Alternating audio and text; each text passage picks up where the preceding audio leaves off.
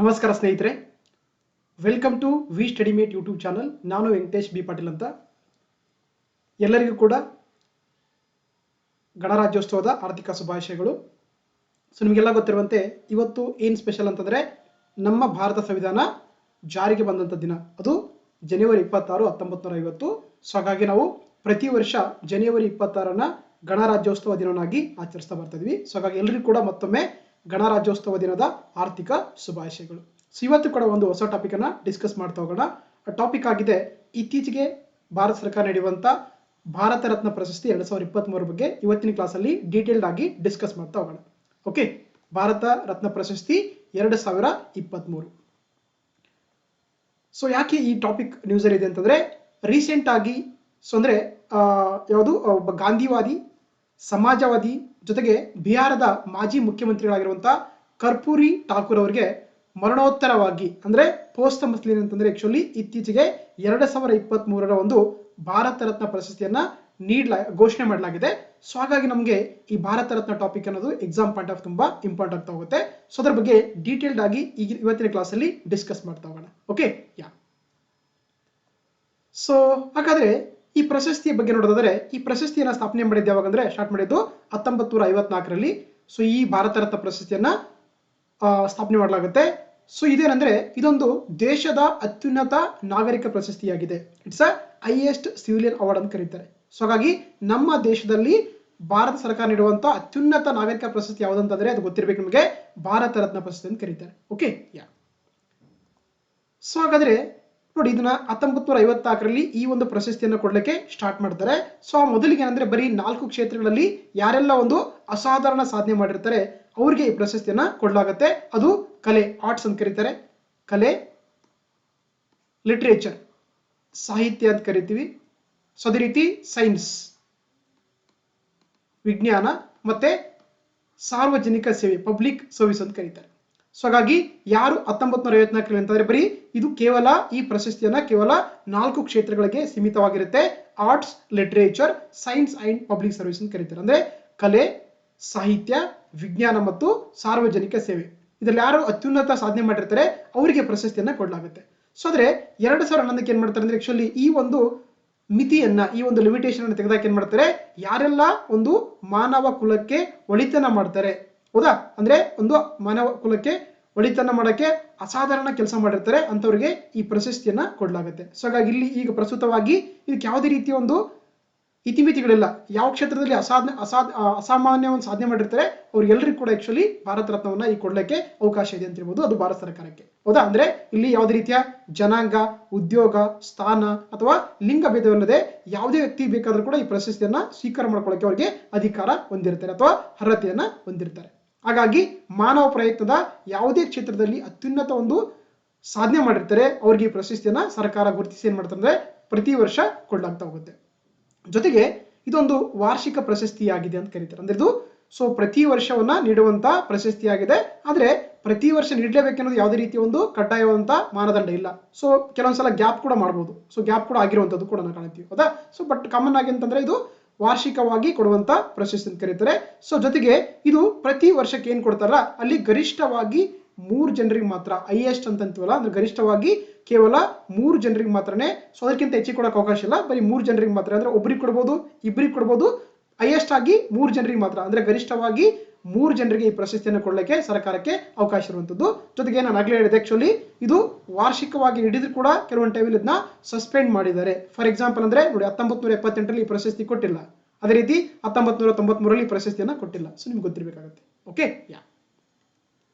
So ಹಾಗಾದ್ರೆ ಈ ಪ್ರಶಸ್ತಿಯನ್ನ ಯಾರು ಸೆಲೆಕ್ಟ್ ಮಾಡ್ತಾರೆ ಅಂತ ನಿಮ್ಗೆ ಕ್ವಶನ್ ಬರ್ಬೋದಲ್ವಾ. ಸೊ ಹಾಗಾಗಿ ನೋಡಿ, ಯಾರಿಗೆ ಈ ಪ್ರಶಸ್ತಿ ಕೊಡ್ಬೇಕನ್ನೋದನ್ನ ಯಾರಿಗೆ ನಿರ್ಧಾರ ಮಾಡ್ತಾರೆ ಅಂದ್ರೆ ಅದು ನಮ್ಮ ದೇಶದ ಪ್ರಧಾನಮಂತ್ರಿಯವರು ಆಕ್ಚುಲಿ ಅದನ್ನ ಅವರು ಈ ಶಿಫಾರಸ್ ಮಾಡ್ತಾರೆ. ಕೆಲವೊಂದು ಹೆಸರುಗಳು ಏನ್ ಮಾಡ್ತಾರೆ ಆಕ್ಚುಲಿ ಹೆಸರುಗಳನ್ನ ಒಂದು ಫೈನಲ್ ಲಿಸ್ಟ್ ತಗೊಂಡು ಏನ್ ಮಾಡ್ತಾರೆ ಪ್ರಧಾನಮಂತ್ರಿಯವರು ಆ ಒಂದು ಲಿಸ್ಟ್ ಅನ್ನ ಫೈನಲ್ ಮಾಡ್ಕೊಂಡು ಏನ್ ಮಾಡ್ತಾರೆ ಅಂದ್ರೆ ಆ ಲಿಸ್ಟ್ ಅನ್ನ ರಾಷ್ಟ್ರಪತಿಗಳಿಗೆ ಕಳಿಸ್ತಾರೆ. ಅವಾಗ ರಾಷ್ಟ್ರಪತಿಗಳು ಏನ್ ಮಾಡ್ತಾರೆ ಆಕ್ಚುಲಿ ಆ 3 ಜನರಿಗೆ ಅಥವಾ ಒಬ್ಬರಿಗೆ ಇಬ್ಬರಿಗೆ ಏನ್ ಮಾಡ್ತಾರೆ ಸೊ ಭಾರತ ರತ್ನ ಪ್ರಶಸ್ತಿಯನ್ನ ಘೋಷಣೆ ಮಾಡ್ತಾರೆ. ಸೊ ಹಾಗಾಗಿ ಇಲ್ಲಿ ಫೈನಲ್ ಅಥಾರಿಟಿ ಅಂತಂದ್ರೆ ಯಾರಾಗಿರ್ತಾರೆ, ಪ್ರಧಾನಮಂತ್ರಿ ಆಗಿರ್ತಾರೆ. ಅವರು ಶಿಫಾರಸ್ ಮಾಡಿದಂತ ಹೆಸರುಗಳನ್ನ ರಾಷ್ಟ್ರಪತಿಯವರು ಜಸ್ಟ್ ಘೋಷಣೆ ಮಾಡ್ತಾ ಹೋಗ್ತಾರೆ. ಸೊ ನಿಮ್ಗೆ ಗೊತ್ತಿರಬೇಕಾಗುತ್ತೆ. ಓಕೆ, ಸೊ ಹಾಗಾಗಿ ಇಲ್ಲಿ ಯಾವುದೇ ರೀತಿಯ ಒಂದು ಫಾರ್ಮಲ್ ಪ್ರೊಸೀಜರ್ ಅಂತ ಕರೀತಾರೆ. ಅಂದ್ರೆ ಯಾವುದೇ ರೀತಿಯ ಔಪಚಾರಿಕ ಶಿಫಾರಸುಗಳ ಅಗತ್ಯ ಇರಂಗಿಲ್ಲ. ಕಾಮನ್ ಆಗಿ ಅವ್ರು ಲೀಸ್ಟ್ ತಗೊಂಡು ಅದನ್ನ ಫೈನಲ್ ಮಾಡೋದು ಪ್ರಧಾನಮಂತ್ರಿಯವರೇ ಆಗಿರ್ತಾರೆ, ಗೊತ್ತಿರ್ಬೇಕು ನಿಮಗೆ.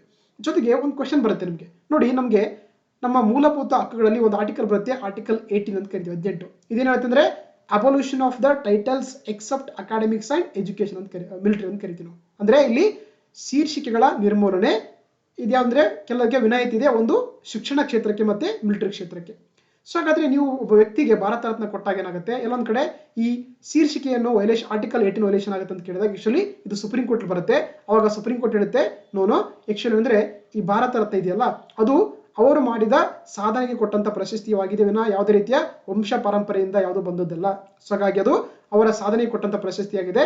ಸೊ ಹಾಗಾಗಿ ಇದರಿಂದ ಯಾವುದೇ ರೀತಿಯ ಆರ್ಟಿಕಲ್ 18 ಅಥವಾ 18ಕ್ಕೆ ಉಲ್ಲಂಘನೆ ಆಗಲ್ಲ ಅಂತ ಸುಪ್ರೀಂ ಕೋರ್ಟ್ ಹೇಳುತ್ತೆ. ಜೊತೆಗೆ ಒಂದು ಕಂಡೀಷನ್ ಹಾಕ್ತಾರೆ, ಯಾರು ಈ ಪ್ರಶಸ್ತಿ ಪಡೆದಿರ್ತಾರೋ ಅವರು ತಮ್ಮ ಹೆಸರು ಮುಂದ್ಗಡೆ ಅಂದ್ರೆ ಪ್ರಿಫಿಕ್ಸ್ ಅಂತ ಕರಿತೀವಿ. ಅಂದ್ರೆ ಈಗ for example Bharat Ratna sir M Visvesvaraya ಅಂತ ಕರೀತಾರೆ. ಸೊ ಹಾಗಾಗಿ ಸರ್ ಎಂ ವಿಶ್ವೇಶ್ವರಯ್ಯ ಅವರು ಯಾವುದೇ ಒಂದು ಏನಂತಾರೆ ತಮ್ಮ ಹೆಸರು ಮುಂದ್ಗಡೆ ಭಾರತ ರತ್ನವನ್ನ ಬಳಸ್ಕೊಳ್ಳುವ ಹಾಗಿಲ್ಲ. ಪಬ್ಲಿಕ್ ಇದ್ರೆ ಯಾವ್ದಾದ್ರು ಪಬ್ಲಿಕ್ ಇದ್ರೆ ಎಜುಕೇಶನ್ ಇಲ್ಲಿ, ಹೌದಾ? ಸೊ ಅದು ಕೂಡ ಒಂದು ರೆಸ್ಟ್ರಿಕ್ಷನ್ ಇರುತ್ತೆ ಸುಪ್ರೀಂ ಕೋರ್ಟ್. ಬಟ್ ಅದು ನಾರ್ಮಲ್ ಆಗಿ ಈಗೆಲ್ಲ ಜನರು ಕೂಡ ಸೊ ಅದನ್ನ ಬಳಸ್ಕೊತಾ ಇದ್ದಾರೆ. ಕಾಮನ್ ಆಗಿ ಭಾರತ ರತ್ನ ಅಂತೆ ಎಲ್ಲ ಕಡೆಯಲ್ಲಿ ಕೂಡ ನಾವು ಕಾಣುವಂತದ್ದಾಗಿದೆ. ಓಕೆ, ಜೊತೆಗೆ ಇನ್ನೊಂದು ಅವ್ರು ಏನ್ ಹೇಳ್ತಾರೆ ಅಂದ್ರೆ ಆಕ್ಚುಲಿ ಖಂಡಿತ ನೀವು ಏನಾದ್ರೂ ಕೂಡ ನಿಮ್ದು ಯಾವ್ದಾದ್ರು ಬಯೋಡೇಟ್ ಆಗಿರ್ಬೋದು ಅಥವಾ ಲೆಟರ್ ಪ್ಯಾಡ್ ಆಗಿರ್ಬೋದು, ಲೆಟರ್ ಆಗಿರ್ಬೋದು ಅಥವಾ ನಿಮ್ಮ ವಿಸಿಟಿಂಗ್ ಕಾರ್ಡ್ ಆಗಿರ್ಬೋದು, ಅಲ್ಲಿ ಏನ್ ಮಾಡಿರ್ತಾರೆ ಆಕ್ಚುಲಿ ನಿಮ್ಮ ಒಂದು ಭಾರತ ರತ್ನ ಸಿಕ್ಕಿದೆ ಅಂತ ಪ್ರಶಸ್ತಿಯನ್ನು ಕೂಡ ಆಕ್ಚುಲಿ ನಿಮ್ಮ ವಿಸಿಟಿಂಗ್ ಕಾರ್ಡ್ ಅಲ್ಲೇ ಬಳಸ್ಕೊಳ್ಳೋಕೆ ಅವಕಾಶ ಕೊಡುತ್ತೆ ಅಂಡರ್ ದ ಸುಪ್ರೀಂ ಕೋರ್ಟ್ ನ ಒಂದು ಜಡ್ಜ್ಮೆಂಟ್ ಅಲ್ಲಿ. ಸೊ ಗೊತ್ತಿರ್ಬೇಕು. ಹಾಗಾಗಿ ಆರ್ಟಿಕಲ್ 18 ಇದೆಯಲ್ಲ ಇದು ಭಾರತ ರತ್ನ ಪ್ರಶಸ್ತಿ ಯಾವುದೇ ರೀತಿಯ ಒಂದು ಉಲ್ಲಂಘನೆಯನ್ನ ಮಾಡಂಗಿಲ್ಲ ಅಂತ ನಿಮಗೆ ಗೊತ್ತಿರಬೇಕು. ಇದು ಕೂಡ ಸುಪ್ರೀಂ ಕೋರ್ಟ್ ನೀಡುವಂಥದ್ದು ಗೊತ್ತಿರಬೇಕಾಗುತ್ತೆ. ಓಕೆ, ಸೊ ನೋಡಿ ಏನಂದ್ರೆ ಏನು 1954ರಲ್ಲಿ ಸ್ಥಾಪನೆಯಾದಾಗ ಆಕ್ಚುಲಿ ಪ್ರಶಸ್ತಿ ಕೊಡ್ತಾ ಇದ್ದಾರಲ್ಲ, ಸೊ ಅವಾಗ ಅಂದ್ರೆ ಬರೀ ಜೀವಂತವಿರುವಂತ ವ್ಯಕ್ತಿಗಳಿಗೆ ಮಾತ್ರನೇ ಕೊಡ್ತಾ ಇದ್ರು. ಬಟ್ ಆದ್ರೆ ಅದು ಅದ್ರ ಒಂದು ವರ್ಷ ನಂತರ ವರ್ಷ ಏನ್ ಮಾಡ್ತಾರೆ, ಇದನ್ನ ತಿದ್ದುಪಡಿ ಮಾಡ್ತಾರೆ 1955ರಲ್ಲಿ. ಹಾಗಾಗಿ ಈ ಪ್ರಶಸ್ತಿಯನ್ನ ಇವನು ಮರಣೋತ್ತರವಾಗಿ ಕೂಡ ಅಂದ್ರೆ ಡೆತ್ ಆಗಿದ್ರು ಕೂಡ ಅವರಿಗೆ ತದನಂತರವಾಗಿ ಪ್ರಶಸ್ತಿಯನ್ನು ಕೊಡಕ್ಕೆ ಅವಕಾಶ ಮಾಡ್ತಾರೆ 1955ರ ಒಂದು ತಿದ್ದುಪಡಿ ಮುಖಾಂತರ. ಸೊ ಹಾಗಾಗಿ ಇದು ಜೀವಂತ ವ್ಯಕ್ತಿಗಳಿಗೆ ಜೊತೆಗೆ ಮರಣೋತ್ತರವಾಗಿ ಕೂಡ ಈ ಪ್ರಶಸ್ತಿಯನ್ನು ಕೊಡಲಿಕ್ಕೆ ಅವಕಾಶ ಇರುವಂತದ್ದು. ಸೊ ಫಸ್ಟ್ ಯಾರು ಪಡ್ಕೊಂಡ್ರಪ್ಪ ಅಂತ ಗೊತ್ತಿರ್ಬೇಕು ನಿಮಗೆ. ಸೊ ಮಾಜಿ ಪ್ರಧಾನಮಂತ್ರಿ ಆಗಿರುವಂತಹ ಲಾಲ್ ಬಹದ್ದೂರ್ ಶಾಸ್ತ್ರಿ ಆಕ್ಚುಲಿ ಅವರು ಫಸ್ಟ್ ಏನಾಗ್ತಾರೆ ಅಂದ್ರೆ ಅವರು ಮರಣೋತ್ತರವಾಗಿ ಅಂದ್ರೆ ಪೋಸ್ಟಮಸ್ಲಿ ಈ ಪ್ರಶಸ್ತಿಯನ್ನ ಪಡೆದಂತ ಮೊಟ್ಟ ಮೊದಲ ವ್ಯಕ್ತಿ ಅಂತಂದ್ರೆ ಅದು ಲಾಲ್ ಬಹದ್ದೂರ್ ಶಾಸ್ತ್ರಿ ಅವರು ಅಂತ ಗೊತ್ತಿರ್ಬೇಕು ನಿಮಗೆ. ಓಕೆ, ಸೊ ಈ ರೀತಿಗೆ ಏನಂದ್ರೆ ನಿಮಗೆ 2015ರಲ್ಲಿ ಮದನ್ ಮೋಹನ್ ಮಾಳವೀಯ ಅವರಿಗೆ ಸೊ ಭಾರತ ಸರ್ಕಾರ ಏನಂತಂದ್ರೆ ಆಕ್ಚುಲಿ ಅವ್ರಿಗೆ ಭಾರತ ರತ್ನ ಪ್ರಶಸ್ತಿಯನ್ನ ಘೋಷಣೆ ಮಾಡಿತ್ತು. ನೋಡಿ ಅವ್ರು ಏನಂದ್ರೆ 1861ಕ್ಕೆ ಅವರು ಜನಿಸ್ತಾರೆ, 1946ಕ್ಕೆ ಸೊ ಅವರು ನಿಧನ ಹೊಂದ್ತಾರೆ. ಹೌದಾ? ತುಂಬಾ ಜನ ಇತ್ತೀಚೆಗೆ ಅಂದ್ರೆ ಆಕ್ಚುಲಿ ಇದ್ರ ಬಗ್ಗೆ ಸ್ವಲ್ಪ ಅಂದ್ರೆ ಕ್ರಿಟಿಸಿಸಮ್ ಮಾಡ್ತಾ ಇದ್ರು. ಯಾಕಂದ್ರೆ ನೋಡಿ ಏನು ಇದು 1954ರಲ್ಲಿ ಸ್ಟಾರ್ಟ್ ಆಗಿರುವಂತಹ ಈ ಪ್ರಶಸ್ತಿ ಭಾರತ ರತ್ನ ಪ್ರಶಸ್ತಿ ಇದೆಯಲ್ಲ, ಇದನ್ನ ಅಂದ್ರೆ ಯಾವಾಗಿನಿಂದ ಅವ್ರಿಗೆ ಕೊಡ್ಬೇಕು ಅನ್ನೋದೇ ಒಂದು ಇದು ಕ್ವಶನ್ಸ್ ಆಗಿರುವಂತದ್ದು. ಹೌದಾ? ಈಗ ನೋಡಿ ಫಾರ್ ಎಕ್ಸಾಂಪಲ್ ಅಂದ್ರೆ ಮದನ್ ಮೋಹನ್ ಮಾಳವೀಯ ಅವರಿಗೆ ಅವ್ರು 1946ರಲ್ಲಿ ಡೆತ್ ಆಗ್ತಾರೆ. ಅಂದ್ರೆ ಕಾಮನ್ ಆಗಿ ಏನಂದ್ರೆ ನಮಗೆ ಇತ್ತೀಚೆಗೆ ಪ್ರಶಸ್ತಿಗಳನ್ನ ಆಫ್ಟರ್ ಇಂಡಿಪೆಂಡೆನ್ಸ್ ಅಲ್ಲಿ ಆಕ್ಚುಲಿ ಸ್ಟಾರ್ಟ್ ಮಾಡಿದ್ರಿಂದ ಸೊ ತದನಂತರ ಅವರಿಗೆ ಈ ಪ್ರಶಸ್ತಿಯನ್ನು ಕೊಡುವಂಥದ್ದು ನಮಗೆ ಸಾಮಾನ್ಯವಾಗಿ ರೂಢಿಗತಿರುವಂತದ್ದಾಗಿದೆ. ಆದ್ರೆ ಮದನ್ ಮೋಹನ್ ಮಾಳವೀಯ ಇದಾರಲ್ಲ ಅವ್ರು 1946ಕ್ಕೆ ಅಂದ್ರೆ ಸ್ವತಂತ್ರ ಬರೋಕ್ಕಿಂತ ಮುಂಚೆನೇ ಅವರು ಡೆತ್ ಆಗಿರುವಂತದ್ದು. ಸೊ ಹಾಗಾದ್ರೆ ಏನ್ ಡೌಟ್ಸ್ ಬರುತ್ತೆ ಅಂದ್ರೆ, ಹಾಗಾದ್ರೆ ನೀವು ಫಾರ್ ಎಕ್ಸಾಂಪಲ್ ಈಗ ಯಾರು ಶಿವಾಜಿ ಮಹಾರಾಜಿ ಕೂಡ ಭಾರತ ರತ್ನ ಕೊಡ್ಬೋದು ಅಥವಾ ಅಕ್ಬರ್ ಕೊಡ್ಬೋದು ಅಥವಾ ಬೇರೆ ಬೇರೆ ರಾಜ್ಯಗಳಿಗೆ ಕೂಡ ಕೊಡಲಿಕ್ಕೆ ಸಾಧ್ಯತೆ ಅಂತ ಆ ತರದ ಕ್ವಶನ್ಸ್ ಗಳನ್ನ ಕೂಡ ಇತ್ತೀಚೆಗೆ ಸಾಕಷ್ಟು ಕ್ರಿಟಿಸೈಸ್ ಮಾಡ್ತಿದ್ರು regarding the government of India's award ಅಂತ ಹೇಳ್ಬೋದು. ಓಕೆನಾ? ಸೊ ಜಸ್ಟ್ ಇದು ಒಂದು ಕ್ರಿಟಿಸಿಸಮ್ ಅಂತ ಹೇಳ್ಬೋದು ಅಷ್ಟೇ.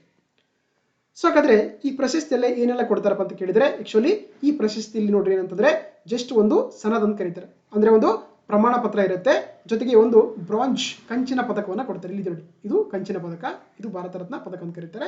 ಈ ಪದಕ ಕೊಡ್ತಾರೆ. ಸೊ ಜೊತೆಗೆ ಅಂದ್ರೆ ಆಕ್ಚುಲಿ ಆ ಸನದಕ್ಕೆ ಏನ್ ಮಾಡ್ತಾರೆ ಅಂದ್ರೆ ರಾಷ್ಟ್ರಪತಿಯವರು ಕೆಳಗಡೆ ತಮ್ಮ ಒಂದು ಸಹಿಯನ್ನ ಮಾಡಿರ್ತಾರೆ. ಓಕೆ, ಒಂದು ಸನದ್ ಪ್ರಮಾಣ ಪತ್ರ ಇರುತ್ತೆ, ಜೊತೆಗೆ ಒಂದು ಪದಕ ಕೊಡ್ತಾರೆ, ಅದು ಬ್ರಾಂಜ್ ಇಂದ ಕಂಚಿನ ಮಾಡಿರ್ತಾರೆ. ಸೊ ಹಾಗಾಗಿ ಈ ಪ್ರಶಸ್ತಿಯಲ್ಲಿ ಯಾವುದೇ ರೀತಿಯ ಒಂದು ಹಣಕಾಸಿನ ಅನುದಾನವನ್ನ ನೀಡಂಗಿಲ್ಲ. Okay, there is no monetary ಯಾವುದೇ ರೀತಿಯ ಫಿನಾನ್ಷಿಯಲ್ ಅಮೌಂಟ್ ಇದರಲ್ಲಿ ಅಂತಂದ್ರೆ ಆಕ್ಚುಲಿ ಮೊತ್ತವನ್ನ ನೀಡಂಗಿಲ್ಲ. ಯಾಕಂತಂದ್ರೆ ನೋಡಿ ನಾವು ಯಾವುದೇ ಪ್ರಶಸ್ತಿಗೆ ಮೊತ್ತ ಕೊಟ್ಟರೆ ಏನಾಗುತ್ತೆ ಅಂದ್ರೆ ಆಕ್ಚುಲಿ ಆ ಒಂದು ಪ್ರಶಸ್ತಿಗೆ ಎಲ್ಲೊಂದ್ ಕಡೆ ವೇಟೇಜ್ ಕಡಿಮೆ ಆಗ್ತಾ ಹೋಗುತ್ತೆ. ಹೌದಾ? ಏನಾಗುತ್ತೆ, ಯಾರೋ ಇನ್ನೊಬ್ಬರು ಮತ್ತೆ ಹೊಸ ಪ್ರಶಸ್ತಿ ಕ್ರಿಯೇಟ್ ಮಾಡ್ಕೊಂಡು ಅದಕ್ಕೆ ಅಮೌಂಟ್ ಜಾಸ್ತಿ ಮಾಡ್ಬೋದು. ಅವಾಗ ಏನಾಗುತ್ತೆ, ಭಾರತ ರತ್ನ ಪ್ರಶಸ್ತಿ ವ್ಯಾಲ್ಯೂ ಕಡಿಮೆ ಆಗುತ್ತೆ ಅನ್ನೋ ಕಾರಣಕ್ಕಾಗಿ ಇಲ್ಲಿ ಈ ಪ್ರಶಸ್ತಿ, ಯಾಕಂದ್ರೆ ಇದು ನಮ್ಮ ದೇಶದ ಅತ್ಯುನ್ನತ ನಾಗರಿಕ ಪ್ರಶಸ್ತಿ ಆಗಿರೋದ್ರಿಂದ ಇಲ್ಲಿ ಯಾವುದೇ ರೀತಿಯ ಒಂದು ಹಣಕಾಸನ್ನ ಇದರಲ್ಲಿ ನೀಡಂಗಿಲ್ಲ. ಬರೀ ಪ್ರಮಾಣ ಪತ್ರ ಪ್ಲಸ್ ಒಂದು ಬ್ರಾಂಜ್ ಮೆಡಲ್ ಅನ್ನು ಮಾತ್ರ ಕೊಡ್ತಾ ಹೋಗ್ತಾರೆ. ಸೊ ಗೊತ್ತಿರಬೇಕು. ಸೊ ಹಾಗಾಗಿ there is no any financial ಅಥವಾ monetary value in the this award ಅಂತ ಹೇಳ್ಬೋದು. That's it. ಸೊ ಹಾಗಾದ್ರೆ ಫಸ್ಟ್ ಯಾರಿಗೆ ಕೊಟ್ಟರಪ್ಪ ಪ್ರಶಸ್ತಿ ಅಂದ್ರೆ ಆಕ್ಚುಲಿ 1954ರಲ್ಲಿ ಸ್ಟಾರ್ಟ್ ಆದಾಗ 3 ಜನರಿಗೆ ಪ್ರಶಸ್ತಿಯನ್ನು ಕೊಡ್ತಾರೆ. ಅದು ಸಿ ರಾಜಗೋಪಾಲಾಚಾರಿ ಅಂತ ನಿಮ್ಮೆಲ್ಲ ಕೊಡಿದಾರ. ಇವ್ರು ಏನಾದ್ರು ಒಬ್ಬ ಇಂಡಿಯನ್ ಪೊಲಿಟಿಷಿಯನ್ಸ್ ಆಗಿದ್ರು, ಇಂಡಿಪೆಂಡೆಂಟ್ ಮೂವ್ಮೆಂಟ್ ಆಕ್ಟಿವಿಸ್ಟ್ ಆಗಿದ್ರು, ಲಾಯರ್ ಆಗಿದ್ರು, ರೈಟರ್ ಆಗಿದ್ರು. ಜೊತೆಗೆ ಇವರು ನಮ್ಮ ದೇಶದ ಏನಾಗಿದ್ದಾರೆ ಅಂದ್ರೆ ಸೊ ಬ್ರಿಟಿಷ್ ಭಾರತದ ಅಥವಾ ಏನಂತಾರೆ ಸ್ವತಂತ್ರ ಭಾರತದ ಮೊಟ್ಟ ಮೊದಲ ಭಾರತೀಯ ಗವರ್ನರ್ ಜನರಲ್ ಆಫ್ ಇಂಡಿಯಾ ಆಗಿ ಇವರು ಕೆಲಸವನ್ನು ಮಾಡ್ತಾರೆ. C Rajagopalachari after the lord Mount baton ನಂತರ ಗೊತ್ತಿರ್ಬೇಕು ನಿಮಗೆ, ಓಕೆನಾ. ಜೊತೆಗೆ ಇನ್ನೊಬ್ರು ಯಾರಪ್ಪ ಅಂದ್ರೆ ಸರ್ವೇಪಲ್ಲಿ ರಾಧಾಕೃಷ್ಣನ್. ಇವರು ನಮ್ಮ ದೇಶದ ಮೊಟ್ಟ ಮೊದಲ ಉಪರಾಷ್ಟ್ರಪತಿಗಳಾಗಿ ಸೇವೆಯನ್ನು ಸಲ್ಲಿಸ್ತಾರೆ. ಒಬ್ಬ ಫಿಲಾಸಫರ್ ಆಗಿದ್ರು, ಒಬ್ಬ ಟೀಚರ್ ಕೂಡ ಆಗಿದ್ರು. ಹಾಗಾಗಿ ಏನ್ ಮಾಡ್ತೀವಿ ಪ್ರತಿ ವರ್ಷ ಸೆಪ್ಟೆಂಬರ್ 5 ಅನ್ನ ಶಿಕ್ಷಕರ ದಿನವನ್ನು ಆಚರಿಸ್ತೀವಿ because of the birth day of the Sarvepalli Radhakrishna ಅವರದು, ಓಕೆನಾ. ಜೊತೆಗೆ ಇನ್ನೊಬ್ಬ ವಿಜ್ಞಾನಿ ಕೊಡ್ತಾ ಹೋಗ್ತಾರೆ, ಅದು ಸಿ.ವಿ. ರಾಮನ್ ಅವರು 1954ರಲ್ಲಿ. ನಿಮ್ಗೆಲ್ಲ ಗೊತ್ತಿರುವಂತ ಇವರೊಬ್ಬ ಭಾರತದ ಖ್ಯಾತ ವಿಜ್ಞಾನಿಗಳಾಗಿದ್ರು. ಜೊತೆಗೆ ಇವ್ರಿಗೆ ಸೊ ನೊಬೆಲ್ ಪ್ರಶಸ್ತಿ ಕೂಡ ಕೊಡ್ತಾರೆ ಇನ್ನು ಫಿಸಿಕ್ಸ್ ಅಲ್ಲಿ, ಭೌತಶಾಸ್ತ್ರದಲ್ಲಿ. ಯಾಕಂದ್ರೆ ಇವರು ಸ್ಕ್ಯಾಟರಿಂಗ್ ಆಫ್ ಲೈಟ್ ಅಥವಾ ಬೆಳಕಿನ ಚದುರುವಿಕೆ ಅನ್ನುವಂಥ ಒಂದು ಪ್ರಯೋಗದ ಮುಖಾಂತರ ಇಡೀ ಜಗತ್ತಿಗೆ ಅಂತ ಒಂದು ಕೊಡುಗೆನ ಕೊಡ್ತಾರೆ. ಸೊ ಹಾಗಾಗಿ ಇವ್ರಿಗೆ ನಮ್ಮ ಭಾರತದಲ್ಲಿ ಫಿಸಿಕ್ಸ್ ಅಲ್ಲಿ ಅಂತಂದ್ರೆ ಆಕ್ಚುಲಿ ನೊಬೆಲ್ ಪ್ರಶಸ್ತಿಯನ್ನು ಪಡ್ಕೊಂಡಂತ ವ್ಯಕ್ತಿ ಅಂತ ಹೇಳ್ಬೋದು ಸಿ.ವಿ. ರಾಮನ್ ಅವರಿಗೆ. ಸೊ ಹಾಗಾಗಿ ಮೊಟ್ಟ ಮೊದಲ ಬಾರಿಗೆ 1954ರಲ್ಲಿ ಈ 3 ಜನರಿಗೆ ಭಾರತ ರತ್ನ ಪ್ರಶಸ್ತಿಯನ್ನು ಕೊಡ್ತಾರೆ. ಸಿ ರಾಜಗೋಪಾಲಾಚಾರ್ಯ, ಸರ್ವಪಲ್ಲಿ ರಾಧಾಕೃಷ್ಣ ಅವರಿಗೆ, ಜೊತೆಗೆ ಸಿ.ವಿ. ರಾಮನ್ ಅವರಿಗೆ. ಓಕೆ, ಇನ್ನು ನೋಡಿ 2014ರಲ್ಲಿ ಸಚಿನ್ ತೆಂಡೂಲ್ಕರ್ ನಿಮ್ಗೆಲ್ಲ ಗೊತ್ತಿರುವಂತೆ ಸೊ ಕ್ರಿಕೆಟ್ ದೇವರು ಅಂತ ಕರೀತಾರೆ ಅವ್ರಿಗೆ, ಕ್ರೀಡಾಪಟುವರಿಗೆ. ಇವ್ರಿಗೆ 2014ರಲ್ಲಿ ಕೂಡ ಭಾರತ ರತ್ನ ಪ್ರಶಸ್ತಿಯನ್ನು ಕೊಡ್ತಾ ಹೋಗ್ತಾರೆ. ಸೊ ಹಾಗಾಗಿ ಭಾರತ ರತ್ನ ಪ್ರಶಸ್ತಿ ಪಡೆದಂತ ಅತಿ ಕಿರಿಯ ವ್ಯಕ್ತಿ ಯಾರಪ್ಪ ಅಂದ್ರೆ, ಅತಿ ಕಿರಿಯ ವಯಸ್ಸಿನ ವ್ಯಕ್ತಿ ಯಾರಂತಂದ್ರೆ ಅದು ಸಚಿನ್ ತೆಂಡೂಲ್ಕರ್ ಅವರು. ಯಾಕಂದ್ರೆ ಎಲ್ಲರೂ ಕೂಡ ತುಂಬಾ ಏಜ್ ಆಗಿನೇ ಈ ಪ್ರಶಸ್ತಿ ಪಡಿತಾ ಹೋಗ್ತಾರೆ. ಬಟ್ ಆದ್ರೆ ಸಚಿನ್ ತೆಂಡೂಲ್ಕರ್ ಅವರು ಸೊ ತುಂಬಾ ಕಿರಿಯ ವಯಸ್ಸಿನಲ್ಲೇ ಪ್ರಶಸ್ತಿಯನ್ನು ಪಡೆದಂತ ಒಬ್ಬ ಭಾರತ ರತ್ನ ಪ್ರಶಸ್ತಿ ವಿಜೇತ ಅಂತ ಕರೀತಾರೆ. ನಿಮಗೆ ಗೊತ್ತಿರಬೇಕಾಗುತ್ತೆ. ಎಸ್, ಜೊತೆಗೆ ನೋಡಿ ಆಕ್ಚುಲಿ ಈ ಭಾರತ ರತ್ನ ಪ್ರಶಸ್ತಿ ಇದೆಯಲ್ಲ ಬರೀ ಇದು ಕೇವಲ ಭಾರತೀಯ ನಾಗರಿಕರಿಗೆ ಮಾತ್ರನಿಲ್ಲ, ಇವನ್ ವಿದೇಶಿಯರಿಗೆ ಕೂಡ ಕೊಡುವಂತದಕ್ಕೆ ಅವಕಾಶ ಇರುವಂತದ್ದು. ಸೊ ಹಾಗಾಗಿ ನಿಮ್ಗೆಲ್ಲ ಗೊತ್ತಿರುವಂತೆ ಮದರ್ ತೆರೀಸಾ ಅವರು, ಹೌದಾ. ಇವ್ರು ಆಕ್ಚುಲಿ ಒಬ್ಬ ಅಲ್ಬೇನಿಯನ್ ಒಬ್ಬ ಮಹಿಳೆ ಆಗಿದ್ರೆ, ಆದ್ರೆ ಆಮೇಲೆ ಭಾರತದ ಒಂದು ನೈಸರ್ಗಿಕ ಮುಖಾಂತರ ಏನಂತಾರೆ ಪೌರತ್ವ ಪಡ್ಕೊಂಡು ಭಾರತ ಪ್ರಜೆಯಾಗಿ ಇರ್ತಾರೆ. ಆಕ್ಚುಲಿ ಇವ್ರಿಗೆ 1980ರಲ್ಲಿ ಇವ್ರಿಗೆ ಕೂಡ ಆಕ್ಚುಲಿ ಅಂದ್ರೆ ಒಬ್ಬ ನಮ್ಮ ದೇಶದಲ್ಲಿ ಬಂದು ಒಂದು ಚರ್ಚ್ಗಳ ಮುಖಾಂತರ, ಮಿಷನರಿ ಮುಖಾಂತರ ಸಾಕಷ್ಟು ರೋಗಿಗಳಿಗೆ ಸೇವೆ ಮಾಡುವಂತಹ ತಾಯಿ ಅಂತ ಕರಿಬಹುದು ಮದರ್ ತೆರೇಸಾ ಅವರಿಗೆ. ಸೊ ಅವ್ರಿಗೆ ಕೂಡ 1980ರಲ್ಲಿ ಭಾರತ ರತ್ನ ಪ್ರಶಸ್ತಿಯನ್ನ ನೀಡ್ತಾರೆ. ಜೊತೆಗೆ ನಿಮ್ಗೆಲ್ಲ ಗೊತ್ತಿರುವಂತೆ ಖಾನ್ ಅಬ್ದುಲ್ ಗಫರ್ ಖಾನ್, ಇವರನ್ನ ಭಾರತದ ಗಡಿನಾಡ ಗಾಂಧಿ ಅಥವಾ ಫ್ರಾಂಟಿಯರ್ ಗಾಂಧಿ ಅಂತ ಕರೀತಾರೆ. ಇವ್ರಿಗೆ ಕೂಡ 1987ರಲ್ಲಿ actually is belongs to the Pakistan. Actually ಪಾಕಿಸ್ತಾನದವರು ಕರಾಚಿ ಪ್ರದೇಶದಲ್ಲಿ ಬರುತ್ತೆ, ಪಸ್ತೂನ್ ಅಂತ ಕರೀತಾರೆ. ಸೊ ಹಾಗಾಗಿ ಅವ್ರಿಗೆ ಕೂಡ ಆಕ್ಚುಲಿ ಖಾನ್ ಅಬ್ದುಲ್ ಗಫರ್ ಖಾನ್ ಅಂತ ಏನಂದ್ರೆ ಅವ್ರಿಗೆ ಕೂಡ 1987ರಲ್ಲಿ ಭಾರತ ರತ್ನ ಪ್ರಶಸ್ತಿಯನ್ನ ನೀಡಲಾಗಿದೆ. ಜೊತೆಗೆ ನಿಮ್ಗೆಲ್ಲ ಗೊತ್ತಿರುವಂತೆ ವರ್ಣಭೇದ ನೀತಿ ಅಂತ ಕರೀತಾರೆ, ಹೌದಾ. ವರ್ಣಭೇದ ನೀತಿಯ ವಿರುದ್ಧ ಹೋರಾಡಿದಂತ ಒಬ್ಬ ಆಫ್ರಿಕಾದ ಹೋರಾಡಿದಂತ ವ್ಯಕ್ತಿ ಅವರೇ ನೆಲ್ಸನ್ ಮಂಡೇಲಾ. ಓಕೆ, ಜೊತೆಗೆ ಅವರು ಸೌತ್ ಆಫ್ರಿಕಾದ ರಾಷ್ಟ್ರಪತಿಗಳು ಆಗಿ ಕೂಡ ಕೆಲಸ ಮಾಡ್ತಾ ಹೋಗ್ತಾರೆ.